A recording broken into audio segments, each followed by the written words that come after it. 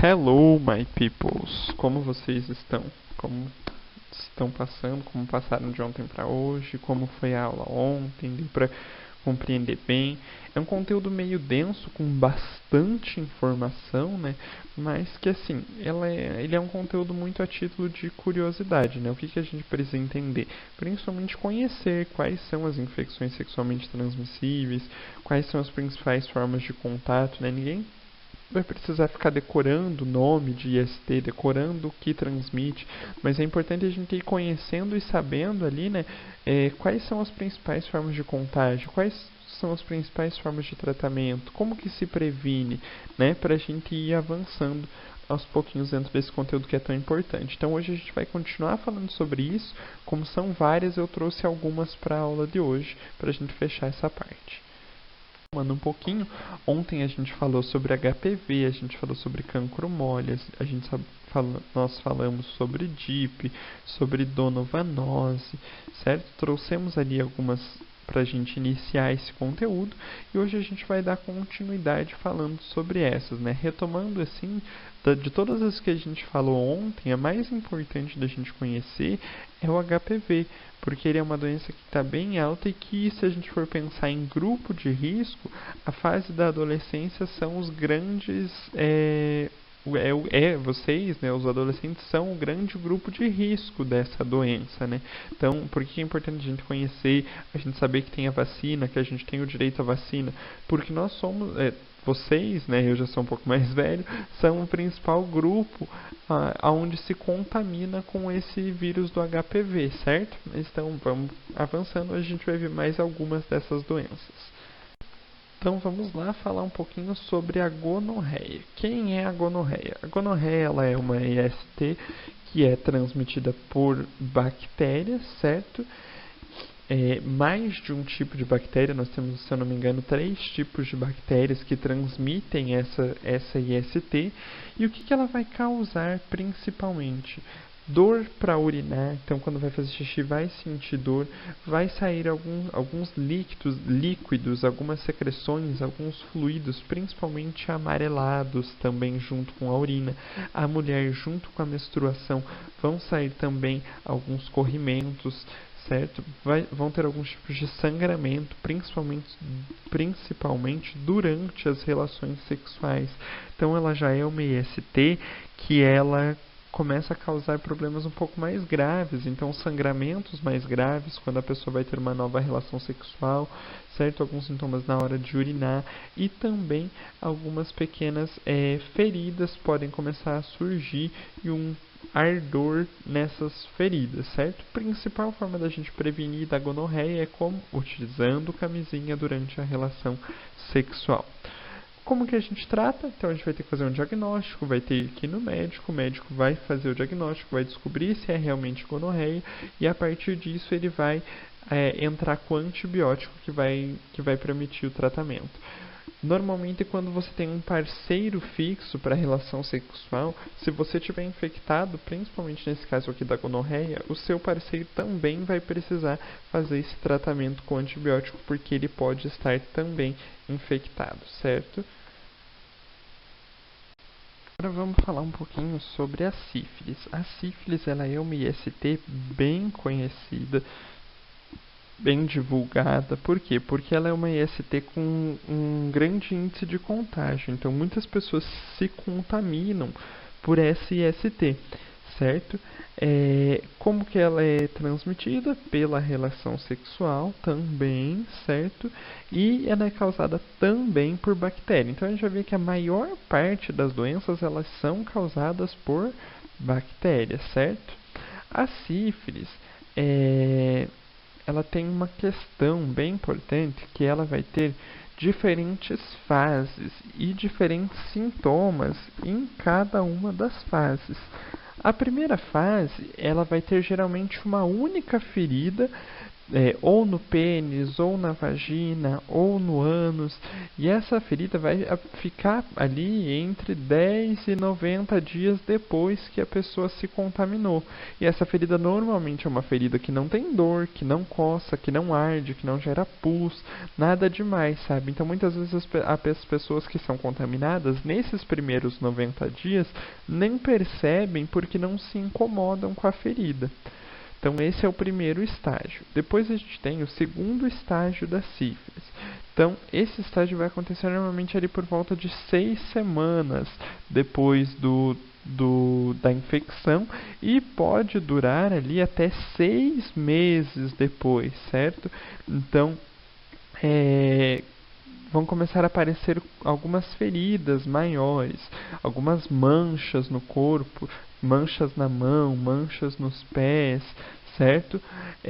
Porém, a ferida e as manchas não causam nenhum tipo de incômodo. Entretanto, a pessoa vai começar a sentir febre, mal-estar, dor de cabeça e alguns caroços pelo corpo. Porém, como a ferida e as manchas que estão surgindo não dói, dificilmente a pessoa liga que esses sintomas que ela está sentindo são da sífilis. Depois a gente entra na fase que a gente chama de fase latente. O que vai acontecer ali, principalmente depois desses 6 meses? A sífilis vai entrar numa fase em que ela não vai gerar nada, não vai ter ferida, não vai ter dor, não vai ter nada. Então ali a pessoa para de procurar, ela para de ir no médico, de tentar descobrir o que era a doença que ela estava sentindo, certo? Porque entra nesse estágio de latência. Porém, depois vai vir o estágio terciário, que vai ser um período muito grave, que pode surgir até 2 anos depois da infecção e durar até 40 anos depois da infecção. Então é um prazo muito longo. E aí nessa fase vão começar a surgir lesões na pele, lesões nos ossos, problemas cardiovasculares, problemas neurológicos, e aí vai se agravando. Normalmente nessa fase que as pessoas começam a se preocupar mais, a procurar o médico, e aí o médico consegue entrar com uma investigação e descobrir o que a pessoa tem. E aí normalmente ela vai descobrir que tem sífilis. Então normalmente a pessoa só consegue descobrir a sífilis quando ela está num estágio muito avançado. E aí a pessoa já vai estar com sintomas bem mais graves e já fica muito mais difícil o tratamento. Então, que a gente precisa entender essa parte? Surgiu algum tipo de lesão, algum tipo de ferida próximo dos órgãos genitais, próximo do ânus, mesmo que não gere dor, mesmo que não gere incômodo, precisa se procurar um médico, porque se, por exemplo, é uma sífilis e você descobre nessa fase inicial, é muito mais fácil do médico entrar com um tratamento ali de antibiótico, uma penicilina, e matar a bactéria, do que se for quando você descobre lá na frente, quando você já está com esse vírus incubado no teu corpo por 2 anos. E aí o antibiótico vai ter que ser muito forte, e talvez vai ter que começar a entrar com antibiótico intravenoso e tudo mais, para conseguir combater essa bactéria que já está no teu corpo há muito mais tempo, né? Como que a gente previne a sífilis, só para a gente fechar ela? Relação sexual utilizando camisinha. Penúltima doença que nós vamos falar, penúltima infecção sexualmente transmissível que nós vamos falar, vai ser a tricomoniase. O que é a tricomoniase? Tricomoniase é uma das grandes exceções, porque a gente vai ver que ela é causada por um protozoário, que é encontrado principalmente nas mulheres, principalmente na vagina. Como que a gente evita ela? Como que a gente evita de pegar? Sexo com camisinha. Quais são os sintomas e os sinais que ela vai gerar? Também, assim como outras que nós já vimos, corrimento, secreções que são amarelas, um mau cheiro nas regiões dos genitais, certo? Um odor que relembra um cheiro de peixe podre, certo? Alguns sangramentos durante a relação sexual, fortes dores durante a relação sexual e durante o urinar, certo? Então todos esses são sintomas que são gerados quando a pessoa tem a tricomoniase. Porém, em alguns casos, ela pode ser o que a gente chama de assintomática. Ela pode gerar uma feridinha ou outra, também sem dor, e a pessoa não vai conseguir identificá-la, certo?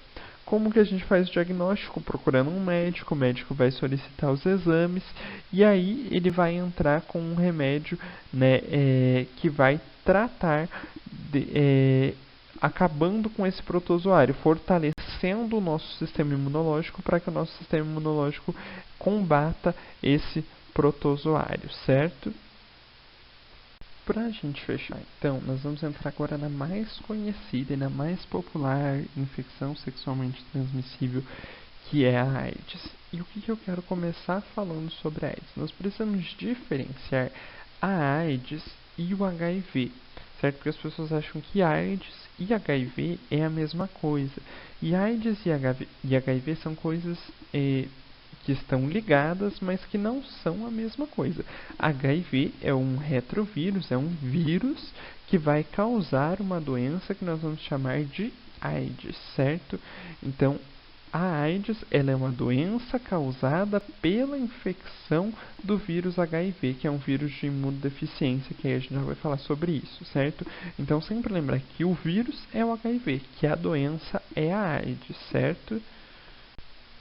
Então, sobre a transmissão do HIV. A transmissão do HIV, ela se estende um pouco mais. Então, o sexo sem camisinha por qualquer uma das vias pode transmitir o HIV.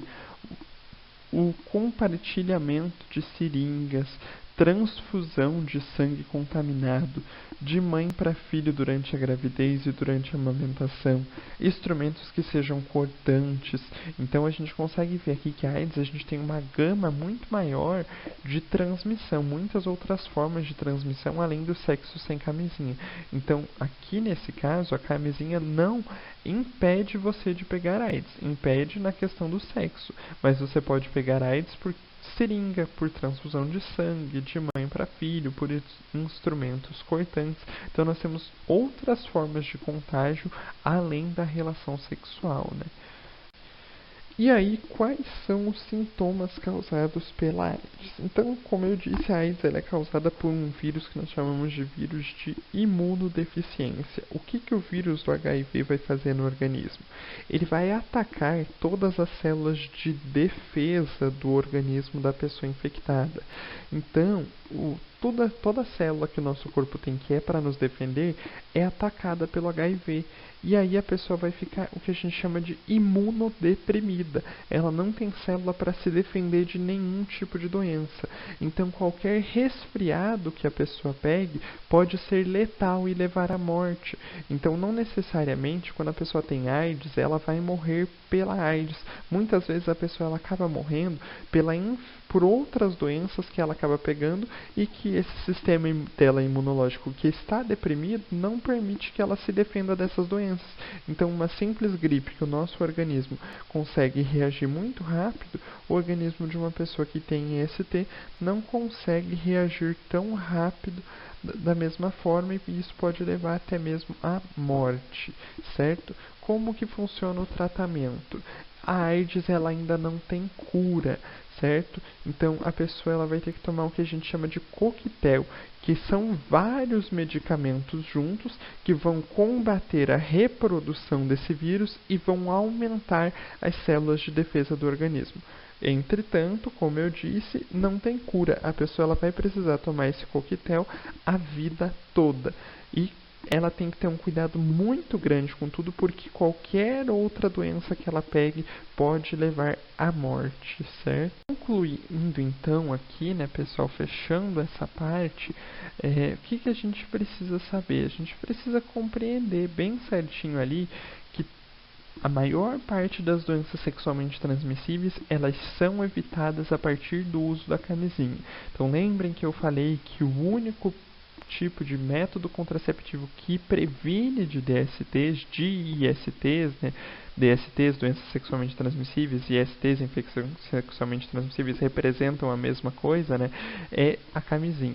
Porém, a gente vai ver que tem doenças que são transmitidas também de outra forma. Então isso é bem importante a gente conhecer, saber a forma que cada doença é transmitida e entender ali como que vai ser o comportamento dessa doença dentro do nosso organismo, né?